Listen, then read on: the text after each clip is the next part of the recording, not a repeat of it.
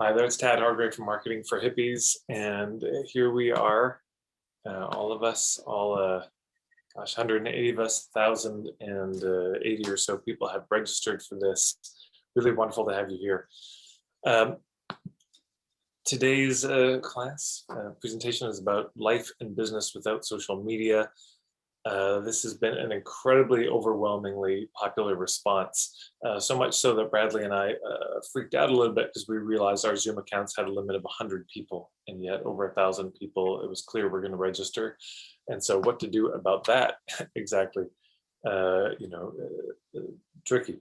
So Jason Giel, our friend from Victoria, has rescued us by letting us use his account. That's whose account we're using to record this. And thanks to all of you. There's a lot of things you can be doing with your time. None of us need to be on another Zoom call, and yet somehow here we are. You're clearly wrestling with this thought of how do you, the possibility of either spending less time on social media or deleting it entirely. And there are plenty of reasons why people would want to stay on social media. I don't have an intention currently to get off, but it's people. Yeah, so for those of you who are new, I also want to acknowledge there are a lot of you who already know Bradley and I, and there are plenty of you who've never come across us at all. So yeah, my name is Tad Hargrave from marketingforhippies.com. This is Bradley Morris from magicmedia.com. And we want to use your time as well as possible. And so it's just very gracious of you to give us the chance. And okay, so I think basically that's it in terms of introductions. You all know why you're here. I'm going to turn it over to Bradley for the rest of this call. And he's going to be sharing his story of how he got off social media. The only thing I'll say by way of introduction is so many of my clients wrestle with social media and they think, but I can't, I need to be. Everyone says I have to be on, I have to do Facebook ads, I have to do Instagram, everyone's on it. And if I get off, it'll hurt my business.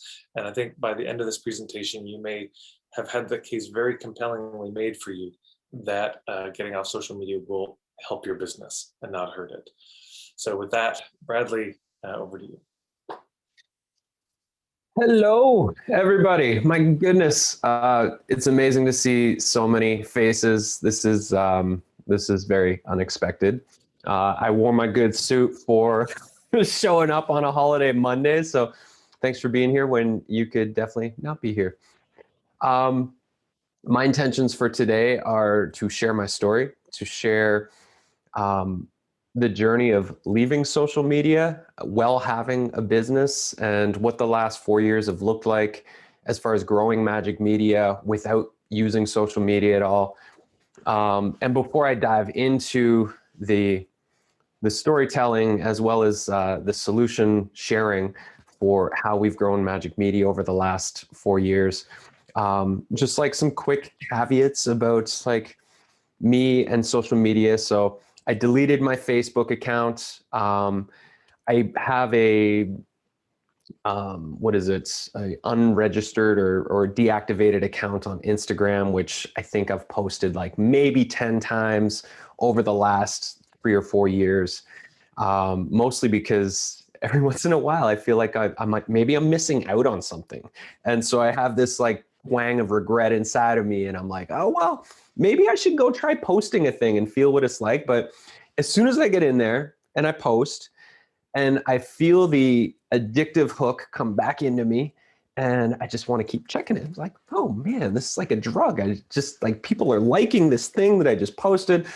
And so that was one of the reasons of why I left social media in the first place, was just the addictive nature of creating content, posting, and constantly checking to see if I have the approval of my following. So if you can relate, which I'm sure many of you can that use social media regularly, and we'll get more into some of the other reasons.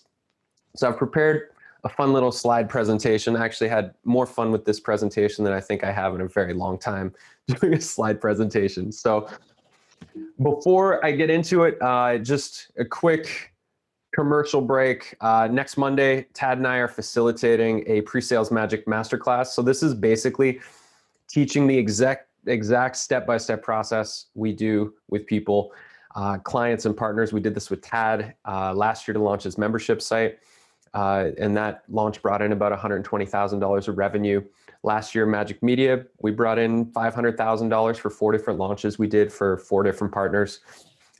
You'll be getting all of our templates, the exact same templates that we give to our clients and partners when we work with them. And it's next Monday. It's a day-long workshop. You literally walk away at the end of the day with a very solid framework for your launch and a bunch of the templates already filled in. You can go to the website there, magicmedia.com/presales-magic to check out more information. And there'll be a reminder in the recording email that goes out just about that. So you can watch for the link there. And that's it. That's the commercial. Let's get to it. So question 1, why are you here today? Why do you want to escape from social media? I would love to just see people's answers.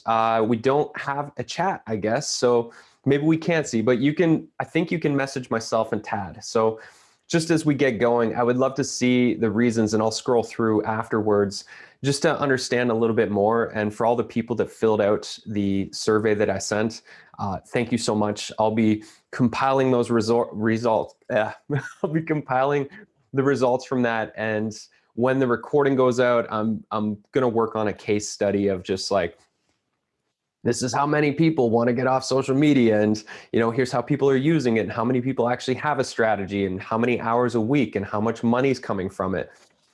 What surprised me most out of the 100 or so people that have responded so far is that the average person is using 5 to 10 hours a week on social media. I think it was something like 80% who filled it out do not have a social media plan. So it's just unplanned, unscheduled social media time, scrolling, maybe posting from time to time. But what I see there is just it's kind of a waste of time. And the other piece is that out of the 10 hours-ish a week, it was roughly 50% make less than $100 a week from the effort put into their social media. So to me, that tells me something. If we're trying to grow a business and that 10 hours a week that we deem social media, which is also deemed to be marketing time, we're not actually getting a return on that investment, then hopefully some of the ideas that I share today on what we did when I switched Majik Media off social media can inspire other ways to channel your creative energy and your time so that you can get a better return on your investment. And I see people are posting in the chat now. So there's a lot of answers coming in. Somebody said, never worked for me, too time consuming, the approval addictive nature that I mentioned. I dislike the way it distracts me from the important people in my life. Not convinced that the return on investment is there. I want to escape from social media because I've never got into it for my business. It feels fake, and I would rather get word of mouth referrals or hub referrals. I resent the scandalous nature of data being traded without our permission. So this is great. My tendency is to compare, brings me down. Seems like social media is the only way to get exposure. So wondering how to reach people when it seems like everyone is on it. Everyone except for me. So there's a lot of answers. I will include some of these answers in a case study because I'll get that when we do it. But the pressure to always be online. Surveillance capitalism, yeah, all the things. Okay, so let's go to the next slide here. If I can get this, there's so many people logging on, I can't. There we go. Okay, so here's my theory on social media based on every once in a while when I'll poke my head in to Instagram and then deactivate my account again immediately. Rather than connect us, social media divides us. Rather than being inspired, we feel anxious about our use of social media. Rather than building friendships, we get followers. Rather than creating more connection, we have more loneliness. Rather than feeling safe to share our thoughts, we censor them. Rather than being free, we become addicted to our devices. So this is my observation. These are the reasons I got off 4 years ago. And I'll say it took me 3 years of thinking about getting off social media before I finally walked away. I believe the world doesn't need more social media. Each of us does not need more social media. What we need is more social connection. And this day and age, social connection is definitely something we could all use a whole lot more of. And so as you reflect on your own relationship with social media today, does your relationship to it make you feel more connected to your community, your immediate community, in the place that you live? Does it make you feel more connected to yourself, your source of power and purpose? Or does it feel like it pulls you away and distracts you? For me, I always felt like it distracted me from my source of power. So here's 3 really important questions that I'm going to ask. Number 1, how much time do you spend on social media? Write it down. Everybody write it down. Write down the number. Just admit to yourself per week, how much time on average do you think you're spending on social media? Next question is, how much money does your time on social media give you as a return? So through the relationships, the posting, whether you're spending money on advertising, whatever it might be, how much money are you getting as your return on that investment?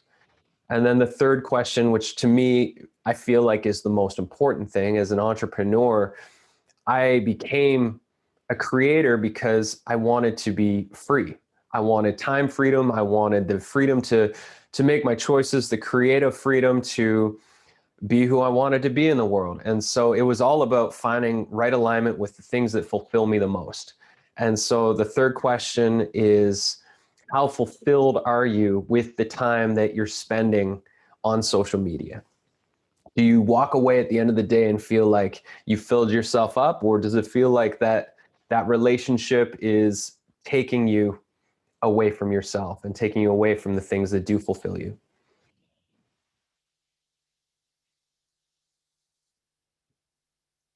And then a really great question, and I loved reading the answers in the survey of people that answered this one, of what would you do with all the extra time you could have if you didn't do social media? With those 10 extra hours that you might get back if you just walked away from social media. Because there's so much we can do with our time. And if we have a strategy, and I always come back to just a saying that I've been an entrepreneur for full time for 16 years. And I've always just gone by this whole schedule my success. And it kind of drives my wife a little bit crazy because I'm able to allocate time for certain things, but I do schedule myself. And for me, that helps me to allocate my energy so that I can create a balanced, fulfilling life rather than just bouncing around and never being fully present with the one thing that I want to be doing. So for you, what would you do with all that extra time, that extra 2 hours a week, 5 hours a week, 10 hours a week, so that you have more fulfillment and potentially even create more wealth? So why did I leave, and what fears came up about leaving? So this is me sitting over here. This was me at one point thinking about making the leap. And as I said, I thought about leaving for 3 years before I actually left. I actually started a Facebook group, which still might be on Facebook, called Evacuate Facebook Plan. It back then it had quite a bit of traction. There was like a natural following of people like, how do we get off of this machine? Fears, the fears that I felt about leaving are the same as all of yours, that I would lose touch with my friends and family, that I would be out of the loop, that I wouldn't get invitations to events, that I wouldn't know what's happening in the world, that I wouldn't know what's happening in the lives of people I care about, and that I would lose my ability to lead the audience that I was trying to serve, that people wouldn't be able to find me, that I wouldn't be able to live my purpose and share my gifts in the same way without social media. And so I'm going to touch on each of those. The losing touch piece, before leaving, I reached out to all of the friends that I could think of to get their contact information, to get their phone numbers, their email addresses, to know where they live in the world so that if I'm traveling, I can get in touch with them. And I am definitely way more prone to sending my family and my friends pictures and personalized videos. And I use apps like Voxer and Marco Polo, where I will have one-on-one connection with people I care about, and to actually pick up the phone and call them, or to schedule some time and do a Zoom catch up, or to go for a hike and talk to a friend. And I do that so much more because I have to, because there's so many people I care about and I want to stay in touch with them.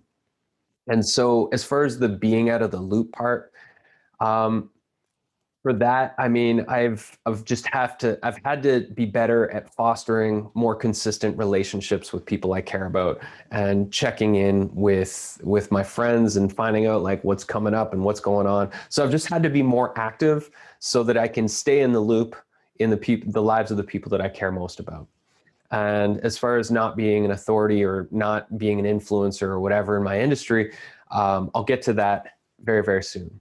So the reasons why I left, we just had our son. So he's 4 and 3/4 now, as he would say. And I'd been stewing on the social media thing. I was a daily poster for probably 8 years, constantly thinking of things to post and to say that would get likes and followers and lead to clients. And it just kind of, the more the algorithm changed inside of Facebook, the more gross it felt, giving my energy to it. The more I actually had a gross feeling of like putting my family's life on the platform, knowing that they could use it for whatever they wanted, knowing that they could use it to manipulate me, or others. Like, there were so many reasons. And for anybody out there, if you haven't seen the social dilemma, the new documentary movie on Netflix, it's well worth watching. I mean, it's horrific what's going on with how these companies are programming the algorithms to basically keep you there, to keep you hooked. And so there was that. I felt that years ago. And I remember the early days of Facebook, and it felt way more innocent, where when you post, your friends would see your post. You didn't have to pay for the post. It wasn't like scrolling and seeing advertisement after advertisement after advertisement. There was just a different energy there. And so I really, when the purity of my son came into the world, I wanted to maintain that energy inside of myself, and Facebook felt like it was a distortion. And so I had to let it go. There was like an actual day where I said, that's enough. And I remember I was up on a mountain by myself. I was watching this beautiful sunset, and I'd just done some breathing exercises, and I felt really good. And I was sitting there watching the sunset, and my brain was starting to craft how I was going to describe that moment on social media. I was in the moment thinking about the future of how I would describe this amazing experience that I was having, so that people would like it, share it, etc. And I was like, this is not my real brain. My brain's been hijacked. And my brain really I just wanted to be present and enjoy the moment, but my brain was already trying to figure out how I was going to describe the moment to people on social media. And that was the moment I was like, my brain has been hijacked, and I need to take it back. And that, with the privacy ethics, and that the return on investment for energy input, and money coming back to me, it wasn't worth it anymore. So I was just like, the hell with this, I'm done. I think my last post on Facebook was something around, just don't believe in this, and I'm either going to go start my own social media platform that aligns with who I want to be, or just go live life. See you later. So that was that. And I left. There's definitely been times where I've regretted it. There's been times where I felt like maybe I'm missing out on something. And, ultimately, all it takes for me is to go reactivate my account and to do a post and to see what happens inside of myself, to know that I made the right decision. I did TikTok for like maybe 2 weeks. My buddy and I did a comedy challenge on TikTok, and I was just blown away at how addictive that platform is. Like it's crazy how addictive that platform is. I would never, ever return to it. Um, and so what happened next? Leaving was weird. Leaving was very, very weird. I felt this gaping hole in my consciousness for months afterwards. I did feel disconnected from friends, especially my friends that are spread throughout the world. It was like all of a sudden, it was like I felt like I kind of erased myself, honestly, um, in those first several months because people didn't come checking on me. It wasn't like all my old friends are like, "Oh, Brad's gone. He's off the network." It wasn't like they came like texting me or calling me and checking in on a regular basis. It wasn't like that at all. What followed was definitely some loneliness. I had an honest check-in of like, okay, like who are the people that I want to invest my energy in for real relationships? Because what was on social media, those were not real friends. If they don't care what's happening with my life as I move forward and I'm not on that platform, that's not a real friendship to me. Those aren't people that actually care about me. And yeah, there's this false sense of illusion that when we're posting or we're seeing posts of friends, it's like, oh, I know they're okay. But what we're seeing in their posts is just like this one moment from their life. We don't actually know if our friends are okay unless we pick up the phone or we meet them and we have a conversation. And so that illusion was totally shattered, and it was hard for me. I thought people would have been more proactive at calling me. And instead, what I found is I needed to be more proactive to reach out to my friends and check in with them. Um, and I also had to start building community on the ground where I lived. And I'll get into that about what I did and how it's actually changed my life for the better in so many ways. So 4 years later, so much has changed.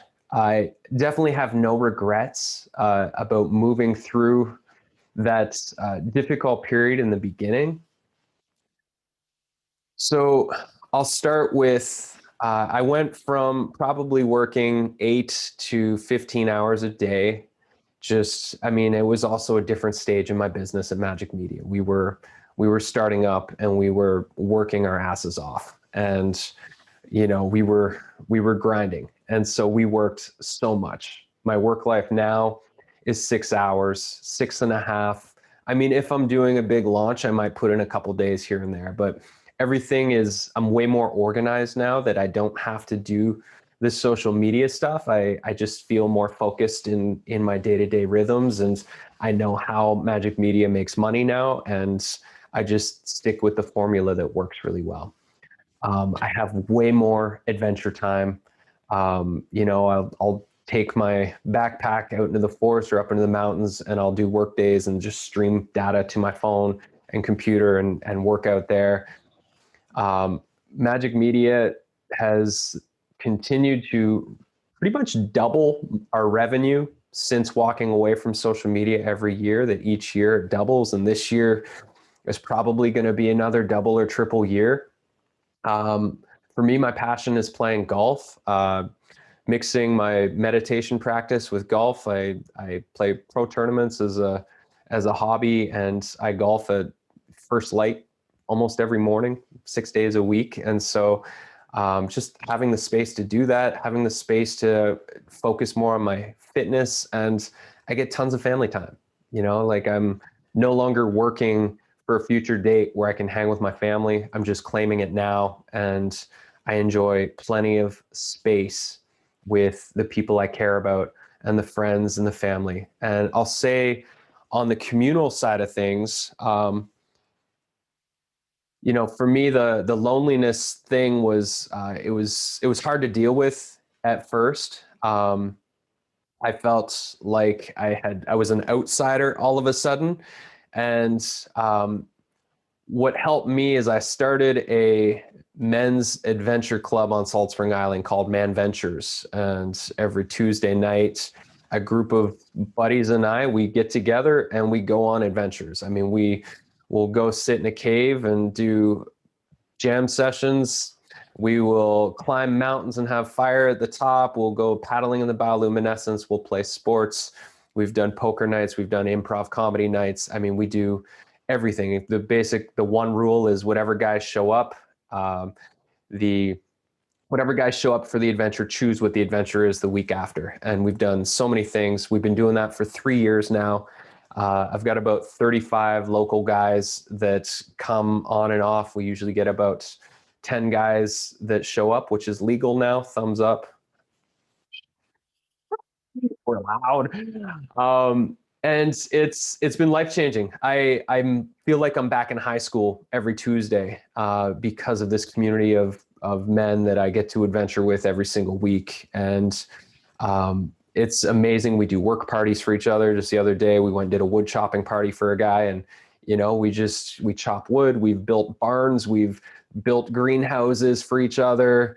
My buddies came over and they helped me build a driving range net out in my yard last week, like real on the earth things. We're growing food together. It's like a real community of humans that care about each other. It blows my mind. And, you know, instead of social media, I get text messages and phone calls all the time from people that are like, hey, do you want to go jump in the ocean or whatever? Like I found my community because I left the illusion of community. And it's been powerful. It's been difficult. I have had to be the one to spearhead it.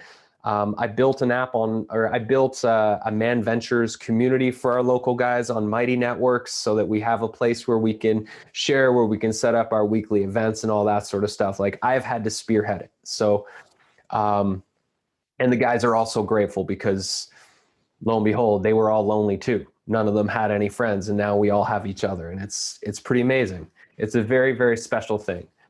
And then, yeah, I've just really taken inventory of the people that I want to stay in touch with, and I make the effort to pick up the phone and call them as often as I possibly can. And so if you don't have an inventory list of the people that you know matter most to you, I would suggest making one, because you'll probably find 20 or 30 people that you care about, and probably a bunch of them you haven't picked up the phone and talked to in a long time. And I would suggest doing that because they'll be delighted to hear from you.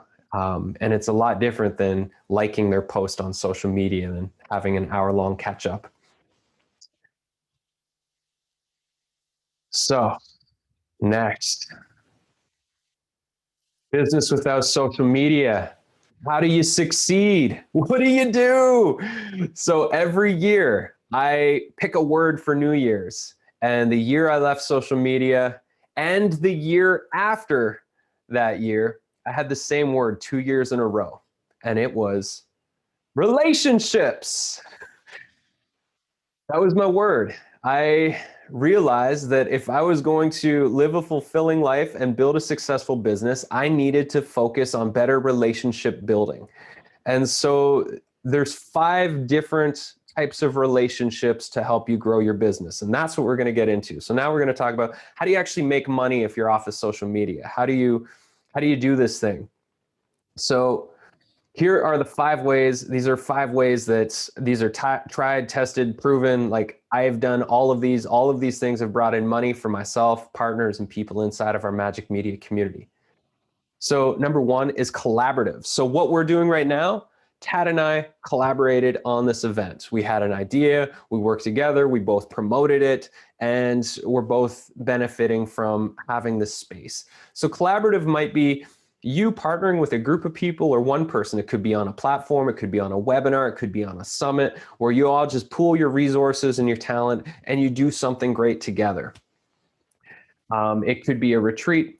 I led retreats in my past life, like 10, 12 years ago when I was teaching meditation. And so those were always collaborative. I would find another leader and we would co-lead the retreats in different parts of the world so that it helped to balance the investment and the risk to both parties, that we're all in it together. So collaborative, finding people that you align with, that you could both bring something cool to the table if you were to collaborate in some creative way.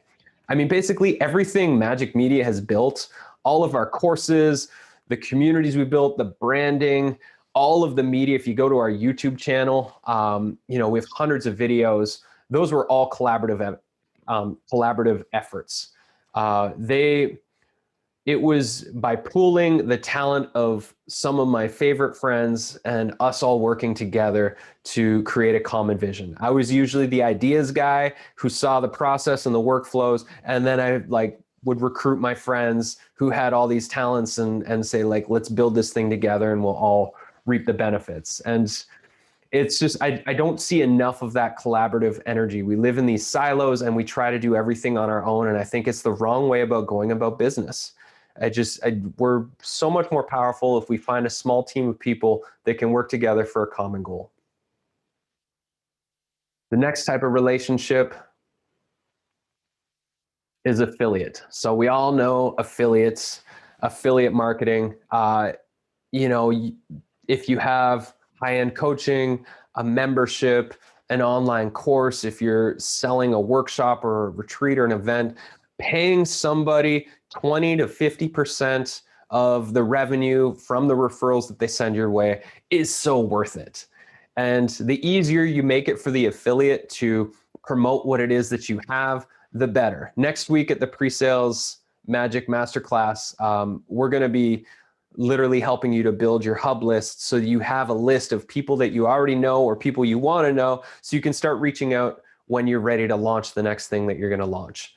Affiliates, I would say affiliate marketing, probably it's not a huge piece for us, but I would guess 20% or so of our revenue comes from some form of affiliate commissions, especially when it comes to Majik Media supporting a partner to launch their membership or a course or something like that.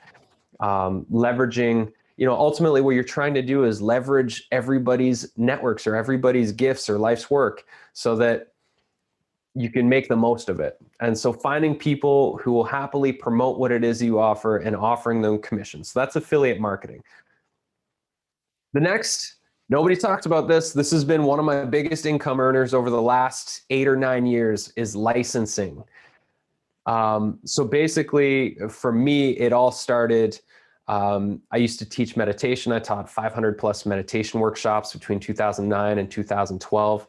Launched my first meditation courses in 2012, and then focused on between 2012 and 2014 on building the best meditation library we possibly could. My buddy Blair and I, he's a music producer. We custom made about 48 meditation tracks with all different types of breath work and custom music. And we built the best meditation library we could. I started to license those tracks to different apps, companies. And basically, I became #1 on Mindvalley's Omvana app for the last 6 years and running. I'm ranked pretty high on Breathe, Aura, Insight Timer. I have other private companies that license my tracks. And licensing's amazing because, if it's non-exclusive, you can license the same product to multiple companies. So that's what I do with my meditations. I license my library to multiple companies. They either pay me a commission based on plays or purchases, or they pay me a set fee monthly, quarterly, or annually. And that income for me, I haven't taught meditation for probably 8 years, other than the occasional drop in when I'm leading a group or something. But as a meditation teacher, I haven't taught for almost 8 years. My income increases fairly consistently every year. I've had years where I've made $80,000 to $90,000 of pure passive income off the meditation stuff, that I literally worked an hour to do some contract work and that was it. So licensing is amazing. One caveat about licensing is the quality of your work has to be up there as some of the best stuff in your industry so that you really stand out against all the other people. And that's, for us at Majik Media, we focus on quality. That's been our shtick, is focus on the quality, and the people will come and they'll recognize that this is the best place to go. And so with licensing, you can, literally whatever industry you're in, whether it's hypnosis or selling meditations or yoga or whatever, like get a few really amazing minimal viable products, whether it's a video or some audio tracks, like the highest quality you can possibly do, maybe with the help of your producer friend that you might have.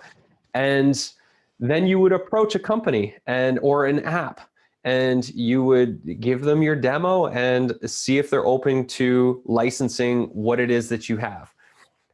So licensing, it's been amazing for just building passive income streams. Those, as I said, they come in sometimes once a month, quarterly, annually, and I can count on those. So you can license audio stuff.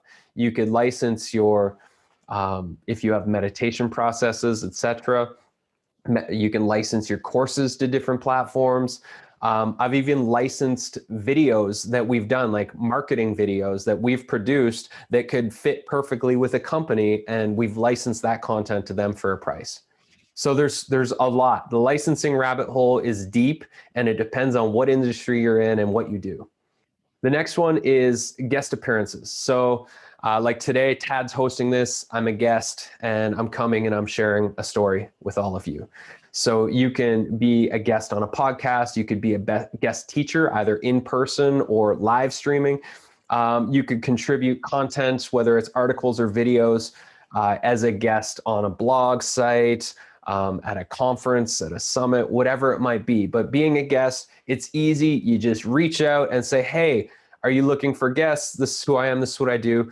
Always send some of the best stuff you have on the internet as a way to, you kind of, in those introductory emails, you got to talk yourself up a bit. And I've got a gift that I'll send you all about how do you reach out cold to build partnerships. So that'll be coming up in just a minute. And then this has been the most life-changing thing ever for me as an entrepreneur and for my business, Majik Media: profit sharing. So a few years ago, we started taking on our first clients at Majik Media to do production, to build like community platforms, like a Mighty Network platform, and to support with like basically leveraging their life's work and building this whole thing. And we started out as fee for service. And I'm an entrepreneur through and through, have been since the day I dropped out of college. And to not be invested in the outcome that we're all striving for me, it really wore on me. I found it exhausting. It didn't get me as excited. And so about a year and a half, coming up on 2 years, year and a half, we did our first partnership where they paid a smaller upfront instead of fee for service. It was a smaller upfront investment to pay a deposit. And then we do profit sharing, where basically our team becomes the partners team, and we all build the thing together, and we all share in the revenue and the profits that come. And so Tad and I are partners on his membership. We launched that last year. We have 4 other partners that we've launched already. We've got 3 other partnerships that we're building right now. And basically, like, the name of the game is, how do we all leverage our life's work? How do we come together and build something that's so much better than if we were to just go off in our silos and do it? And then we all benefit from the revenue. And so, like Majik Media, we don't do fee for service anymore. It's either partnerships, or you can pay us a consulting fee and we'll give advice. But to have the energy and time of myself and my team working on something that there's no future benefit for us other than the fee for service just doesn't make sense. And so profit sharing is one of it's life-changing, because we all become business partners, and there's this group mind that happens, and there's a group energy of like, we're all in this together and we're all aiming for the highest benefit of each other as well as the audience we're seeking to serve. So profit sharing has been just incredible. And we played at Majik Media over the previous 5 years. We played with probably 15 different pricing and business models, and we finally landed on our sweet spot where it's working. And I'm just loving the idea of no longer am I looking to have 10,000 followers. Instead, I'm looking to have 5 or 10 really awesome partnerships. That's 10 relationships rather than 10,000. I mean, you tell me which one's more stressful. I would much rather have 10 relationships that we go deep and we get to know each other and there's a strong connection, a bond, than 10,000 people that don't give a shit about me. Like that is just, it's so much more fulfilling to have these deeper relationships where we're all in it together. So Mighty Networks is one of the platforms we use. I'm just going to touch on this real quick. If you're looking for a platform that you can get off social media, but you like some of the qualities of social media, Mighty Networks is the best SaaS platform out there. That it does. There's some technical pieces, but it doesn't require you to be a tech wizard, like building a whole community platform with courses on something like WordPress. So Mighty Networks allows you to build courses. There's all different types of business models that you can do and revenue models. We've got a blog about 7 different business models that you can do inside of Mighty Networks. I think I was actually a guest for you, Tad, when I did that. You can do a Mighty Network for location, like I've got a Man Ventures one, but our whole Magic Media membership is also inside of Mighty Networks, where we have our global community. And basically, you can build your own social network. So you get to make the rules, you get to create the content.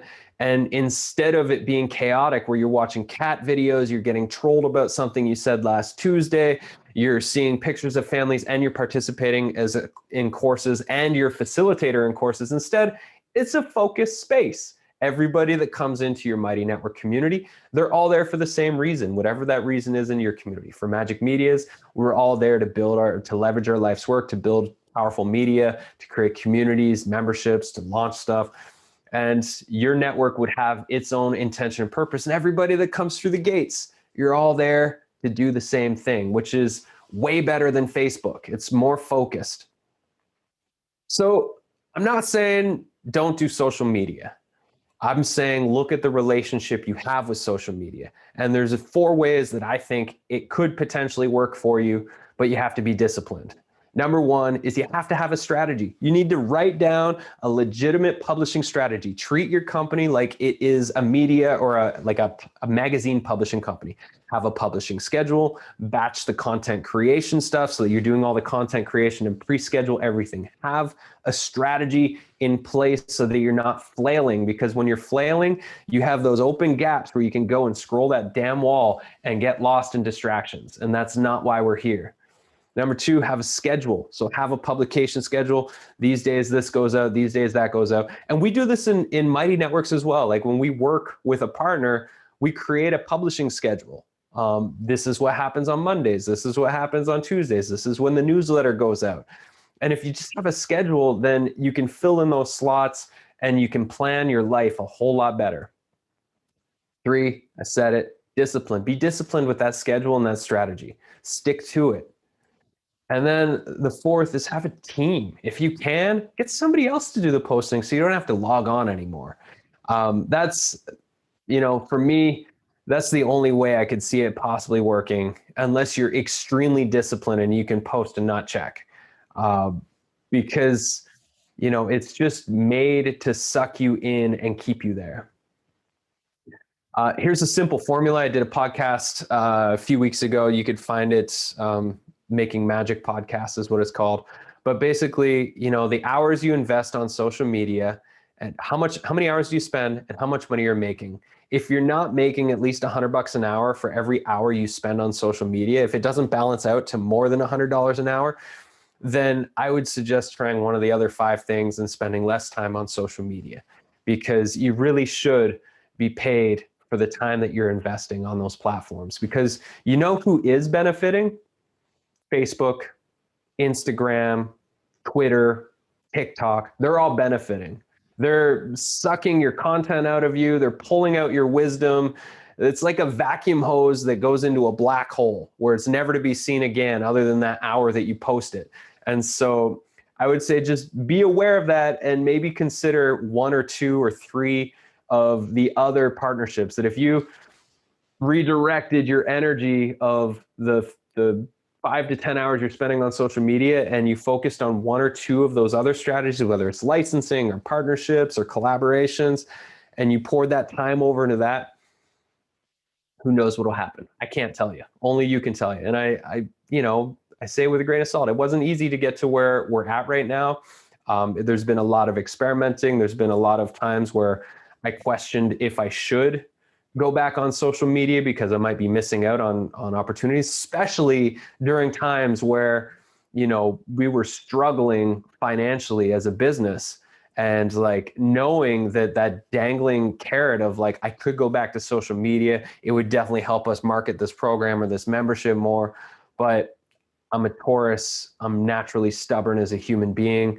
I didn't want to like go back because I remember somebody posted on my wall when I quit, they said, "You'll be back." And I was just like, every time I thought about going back, I thought about that guy and I was just like, no, I will show you. So it forced me to just stick with the plan and keep figuring out other ways. And I'm still alive and people still know I exist. So if something works. I'm going to copy and paste into the chat if I can. These resources will also make sure that they're in the email that goes out. One, how to license your content. It's a video that I made, Create Awesome Partnerships. It's a mini class that I did. 7 Mighty Network business models. You can check that out if you're interested in Mighty Networks and understanding some other creative models inside of that. And then our Magic membership and learning about Magic partnerships. So I will copy and paste those into the chat in a minute. Reminder, next week, Presales Majik. Just go check out the website. There's a little video that I did that talks all about it. You'll know if it's right for you or not. And if you have something that you want to launch later this year, it's probably right for you. And the price is definitely really, really good. And if you're a member of TAD's membership or the Magic Media membership, reach out to us and we'll tell you what the coupon code is to get your member discount. And when this recording hits your email inbox tomorrow, share it on social media because I can't. And it'd be so helpful. That's it. That's it. That's all we got. I don't know if there's any questions. We've got 10 more minutes. Ultimately, you all get to create your own path in life. So you figure out if your relationship to social media is serving you, your business, and the people that you're seeking to serve. And I think you'll know what to do. And ultimately, yeah, it's like leaping off a cliff when you go deactivate that account or permanently delete it. There's a difference between deactivation and permanently deleting. And yeah, so just know that. Bradley, amazing. Thank you so much. Thank you everyone for joining. Yeah, man, you packed a lot in that time. I'd love to hear from people. I'm sure Bradley would too, if you have the time, just what was most useful for you from this call. But also we'd love to hear from you. What questions are you left with after this? We won't have time to go into them and answer them much here, just given the time. But perhaps Bradley and I will, come up with something afterwards that may speak to these. And so, yeah, what was most useful to you? Number one, and number two, what questions does this leave you with? It's like, okay, well, this is great, Bradley, but then what about this? And thank you so much to everyone. Apparently, there was a mix-up with the links, so some of you had to wait a long time, and maybe you're just watching the recording now because you didn't make it into the other one. People are still joining now, just as we're wrapping up. So thank you so much for your patience and your understanding. These things do happen. You won't be getting this recording. Yeah. People are asking, how did we do this? How do we promote this event if I'm not on social media? So Tad's still on social media and he promoted the event on social media. Yeah, we have a number of friends. I mean, this is part of the thing is, everyone's got different strengths. This is part of the deal with partnership. This is why you have hubs, because some of them will be on social media. Some of them will have a really big email list, but they're not on social media. Some of them might have a podcast they could use to promote it. Everyone will have their own version of a network. Or I'm not on social media, but I've got a really thriving Mighty Networks community with 1,000 people who really are engaged. So you can be sharing it through that. So it's, of course, yeah, not everyone's going to get off social media. The people are still on, and it's good to give people the materials they need to share things on social media anyways. but you don't need to be on social media for things to be shared on social media. It's one of the mistakes people make. They think, well, I got to tweet this thing. I said, well, if you tweet it, frankly, it's of limited use because nobody follows you on Twitter. But if somebody who's well connected and well respected in the scene you're trying to reach, if they tweet it, now we're talking. Now that's useful. So whether you're on it or not is a sort of side issue. The question is just how do you reach the people you're trying to reach? Yeah. A couple good questions here. One from Kat is, did you already have a substantial following with Majik Media when you left? So no, I had email list of probably a couple thousand people at the time. Even still, I mean, my email list is 4,000 people. We did a launch with one of our partners last year. She did roughly $35,000 and her email list was 130 people.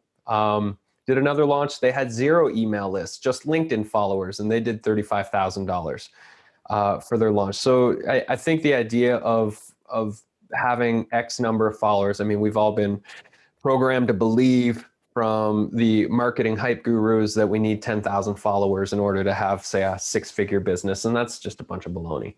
That is not true. And another question, how do you know how much money you make from your time on social media?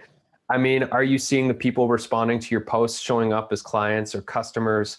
If you have an intake form, when people pay you money, whether for a course or a coaching program, you can have, how did you find out about us? If you do Facebook pixels, when you're sending people from Facebook to the thing you're selling, you can track how many people are purchasing. So there's definitely ways to check that out. And you'll also just know if you're spending a lot of time on social media and making posts and content and all that sort of stuff, are people responding and engaging and purchasing. Another way to look at this is, are you in the last minute scramble every time you're promoting something? This is one of the classic things where it's 3 weeks before an event and oh my God, once again, we don't have enough people, the last minute scramble.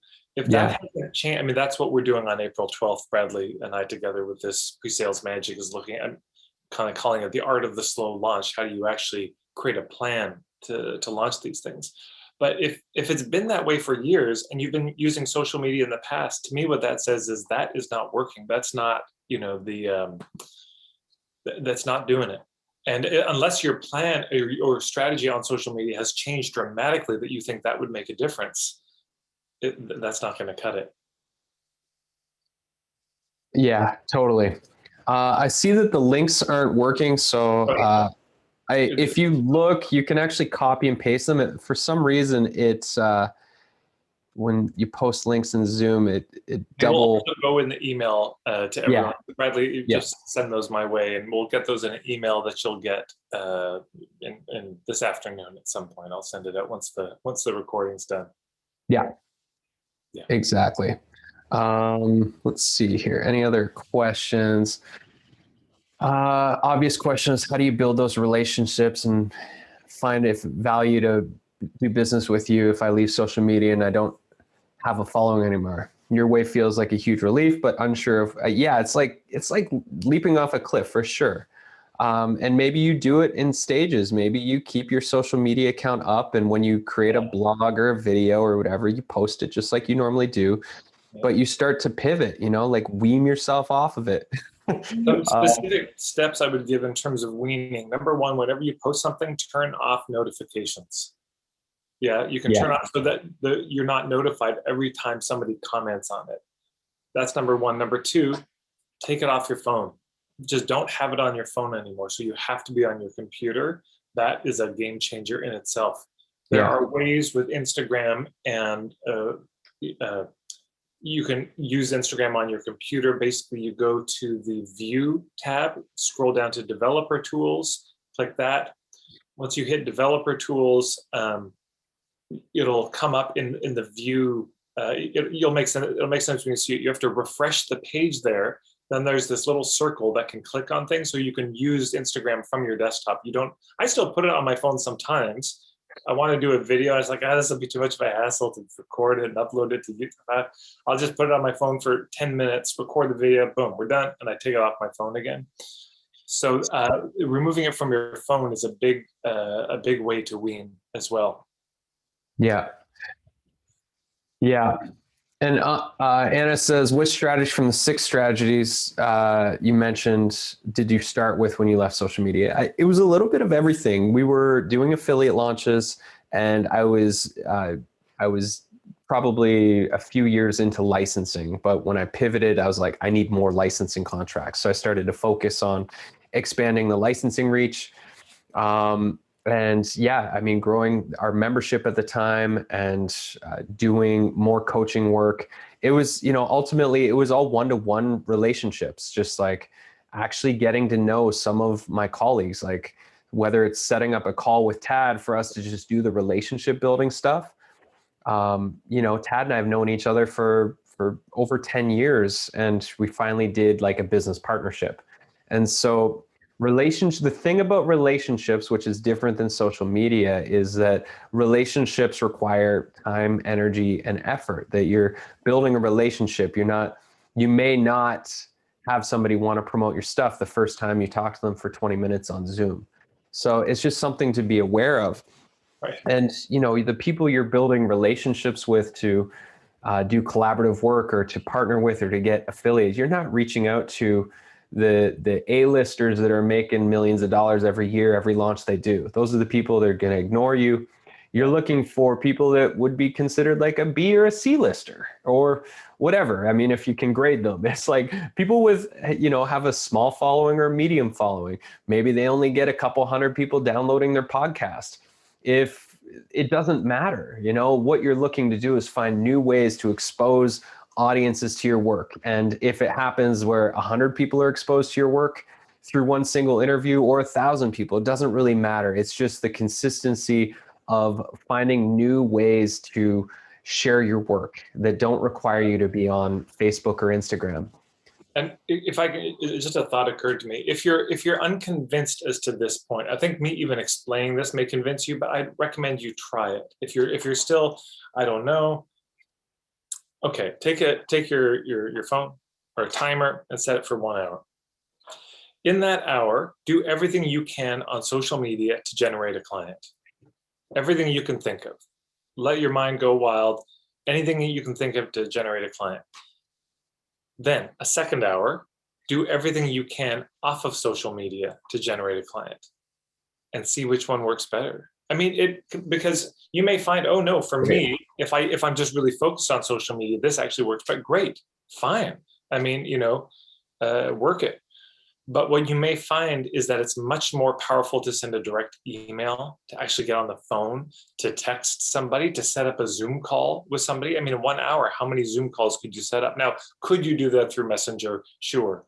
But of course, the way that most of us use social media, it's not the messenger function, it's the posting and the tagging. But just so try that.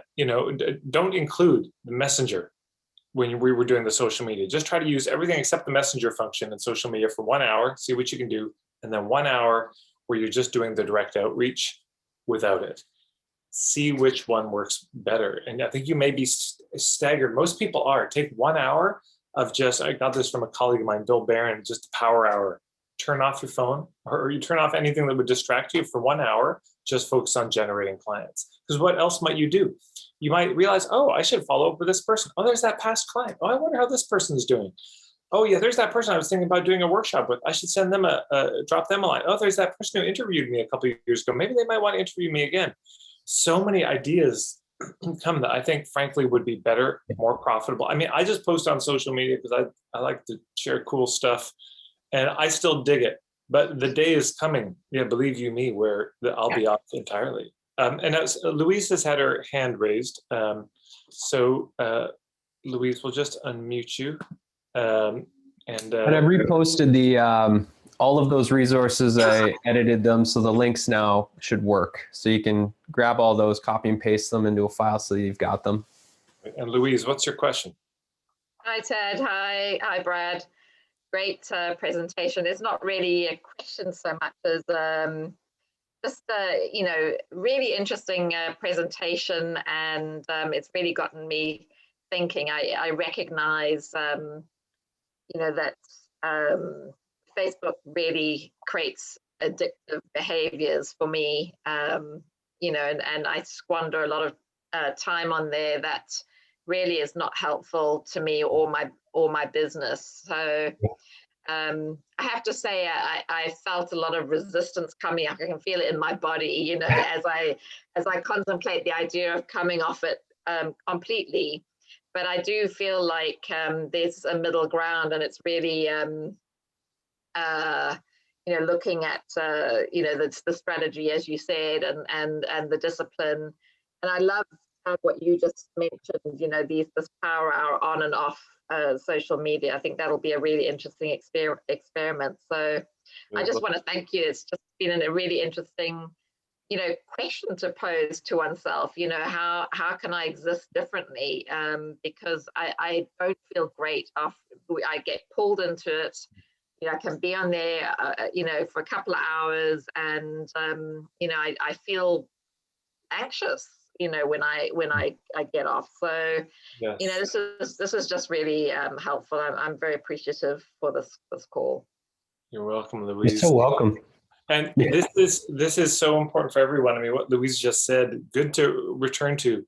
That's another metric. When you do the power hour one way, one the other way, notice how you feel after that hour. That's got to be part of it.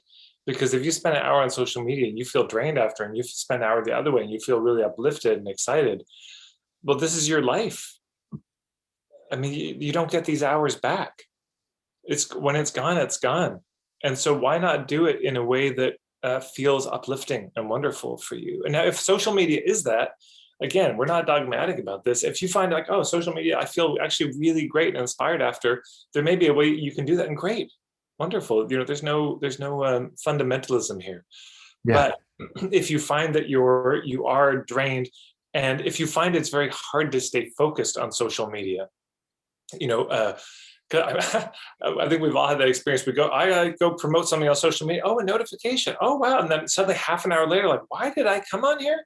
Yeah. This is very common, and it's very understandable, because this is how it goes. Are there any more questions in the chat, Brad? And we should wrap it up soon.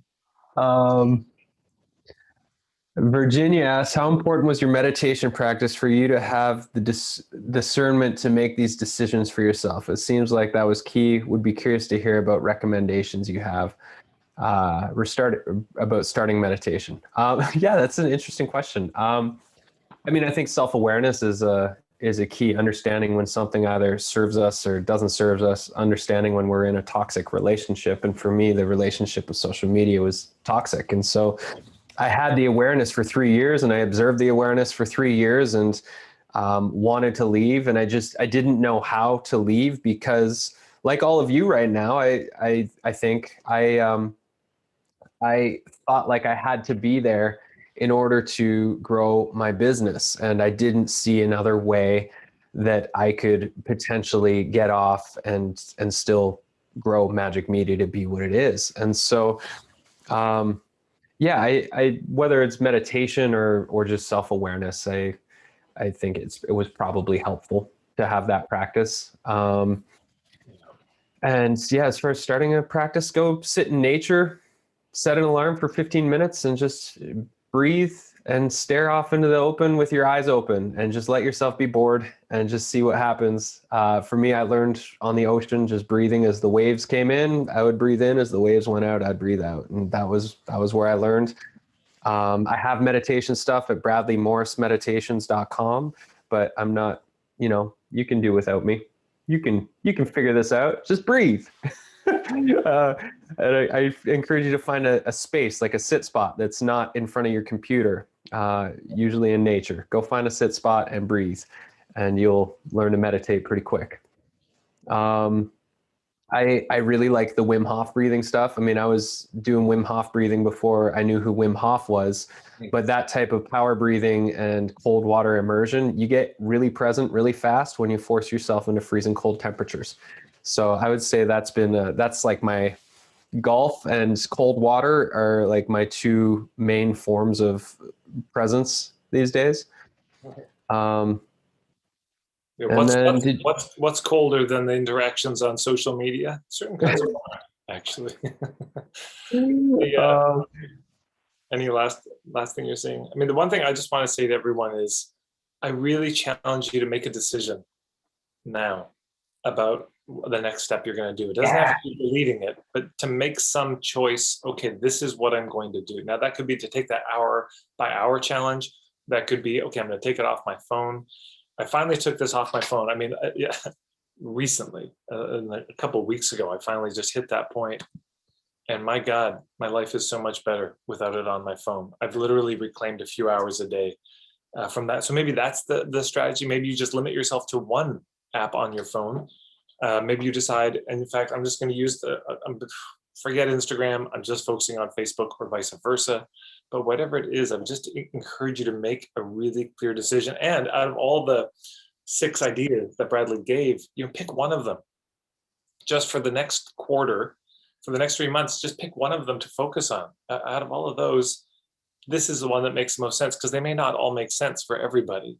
But if you pick one and you just focus on that, and you say, I'm going to take the time I would have spent on social media and spend it on this strategy, you'd be amazed what can happen with some concerted effort, because there's something about social media that undermines the concertion with the constant distraction. Because as Bradley was saying in the beginning, don't kid yourself.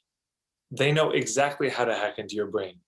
They know exactly how to get your attention, how to distract you. I mean, this is literally a science for them, and how to make it addictive. That is, it's one of the reasons you never see Bradley or I use this language of addiction. Get people addicted to your stuff. There's enough addiction in the world, So addicted to email. I'll be the first to say it. I'm addicted to checking my email. 16 years of survival of having all my money come in through my email. I know it's like, that's deep inside of here. So I will say I'm an email addict, and I'm working on it. So don't feel bad if you're a Facebook checker addict. We're in this together. We will take back our brains one brain cell at a time. Amen. And I see Noah from the Nadir said, I just deleted all my accounts. Good luck. He just swallowed the red pill. Amazing. Well, everyone. Fortunately, Noah's in my Man Ventures Club, so I know he'll be just fine. Everyone, let's wrap it up there, because we went a little over time. Thanks for everyone. Around. Bradley, thank you so much for sharing your story. I just think this will probably make a real difference for folks. And thank you to Jason Gill for saving our bacon. And thank you to all of you who, again, were locked out and then got in. And those of you who are watching the video now, hopefully this was of some use. Hopefully we'll see some of you on April 12th, if that's a fit. And of course, you can check Bradley out, magikmedia.com, MAJIK media.com, and marketingforhippies.com if you want to check out my stuff as well. Thank you all so much, everyone. And we look forward to you. Thanks, everybody. See you off social media in the real world.